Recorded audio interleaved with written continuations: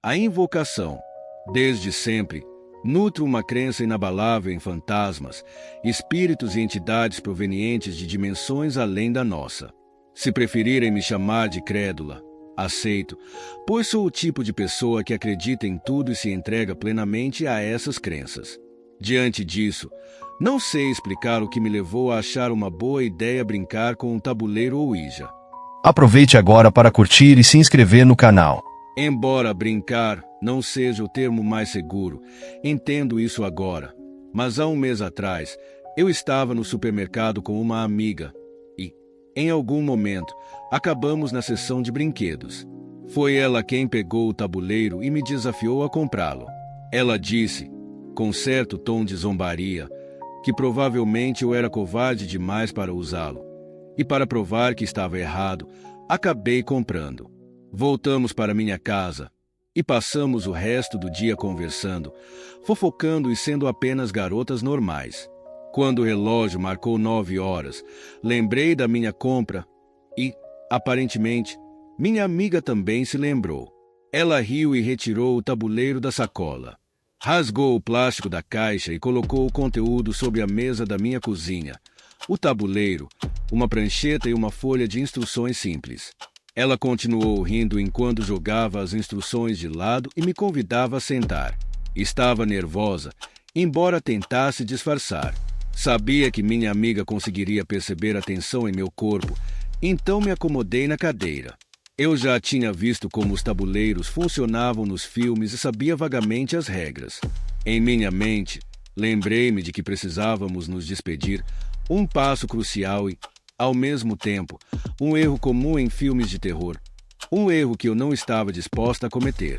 Minha amiga colocou o dedo sobre o tabuleiro e, com as pontas dos dedos, tocou a prancheta. Olhou para mim e eu fiz o mesmo. Ela moveu a prancheta em círculos e perguntou: "Há alguém aqui que gostaria de falar conosco?" Ela parou e nós aguardamos. O silêncio era absoluto, como se o mundo tivesse parado. Foi então que senti o menor movimento. Olhei assustadamente para minha amiga, acreditando que ela estava tentando me assustar. Mas, ao observar sua expressão, percebi que ela estava tão surpresa quanto eu. A prancheta começou a se mover pelo tabuleiro até que se deteve, formando o nome Lisa. Ficamos paradas, olhando uma para a outra, esperando que a outra admitisse a brincadeira, mas nada disso parecia uma mentira. Conversamos com o espírito, que se revelou ser uma jovem de 12 anos. Ela nos contou que sua cor favorita era roxa e, em determinado momento, até soletrou o nome do meu coelho, de pássaros, Luna. Isso me acalmou um pouco e comecei a me sentir menos nervoso, já que parecia que estava conversando com um espírito amigo. Ou, ao menos, assim penso. A situação parecia surreal, mas de algum modo, minha amiga e eu nos divertíamos, sentindo-nos perfeitamente seguros, como se tudo fosse apenas um jogo. Então, de repente, o sorriso da minha amiga desapareceu. Eu abri a boca para perguntar se ela estava bem, mas ela me interrompeu. "Lisa, como você morreu?" Ela perguntou. Ocorreu um momento atrás de nós.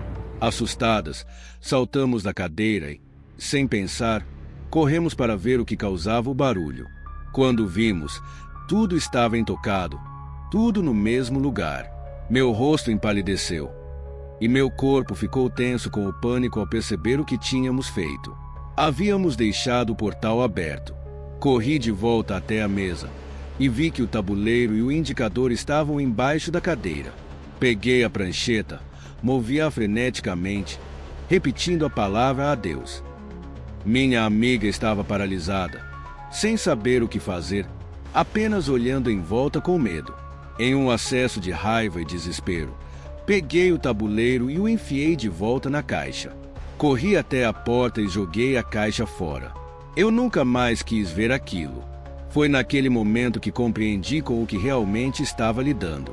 Conversar com um espírito desencarnado ultrapassou qualquer limite do que eu imaginava ser possível em minha vida.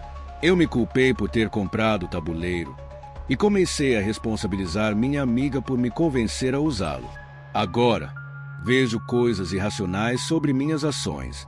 Ela não tinha nenhuma responsabilidade sobre o que aconteceu, mas a acusei, o que nos levou a uma briga. Ela saiu furiosa e eu fiquei sozinha em casa. Passei a noite acordada, arrumando e limpando a cozinha.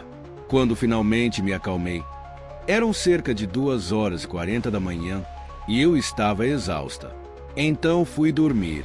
Nos dias seguintes, nada de anormal aconteceu. A lembrança do tabuleiro Ouija e da possibilidade de um espírito maligno invadir minha casa ou minha mente já havia passado.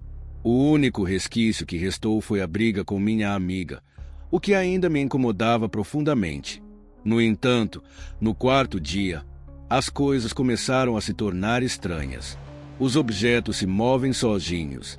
Eu deixei meu caderno na mesa da cozinha e mais tarde o encontrei na cama.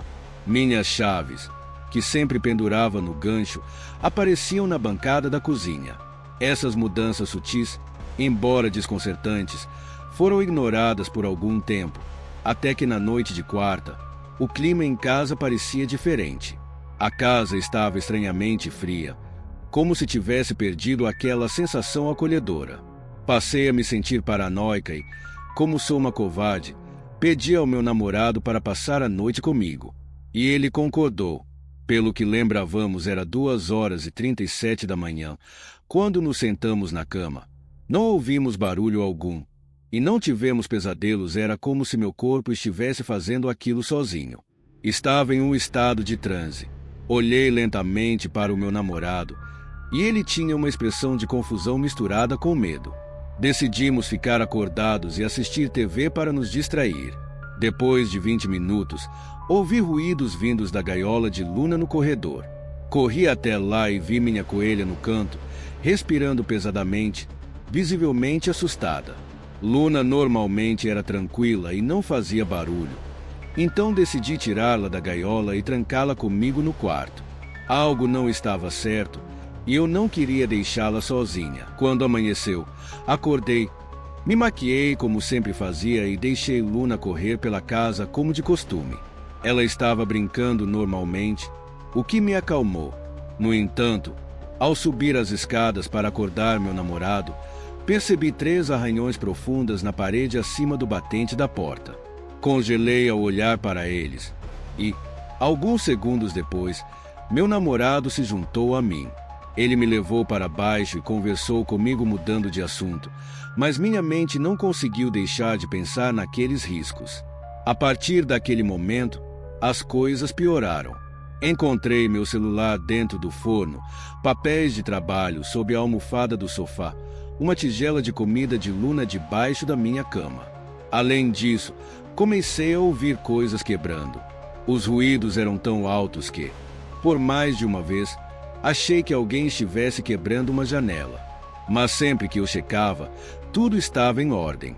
Comecei a ouvir vozes enquanto andava pela casa, vindo da esquina do corredor. Quanto mais tentava ouvir, mais suaves ficavam, até desaparecerem. O mais perturbador era Luna. Ela não agia mais como antes. Estava sempre cansada, não queria mais caminhar. Parou de correr atrás de meus pés. Parou de sentar no meu colo enquanto eu assistia TV. Ficava sentado no mesmo lugar até eu pegá-la para guardá-la na gaiola. Eventualmente, ela parou de sair da casinha e tentou morder minha mão quando cheguei perto. Preocupada, a levei-a no veterinário, que não encontrou sinais de doença. A recomendação foi dar-lhe remédio por uma semana e alimentá-la com suas coisas favoritas. Agora, enquanto escrevo, estou chorando. Luna faleceu uma noite depois da minha visita ao veterinário. Eu sabia, com certeza, que ela não estava doente. Algo estava fazendo mal a ela.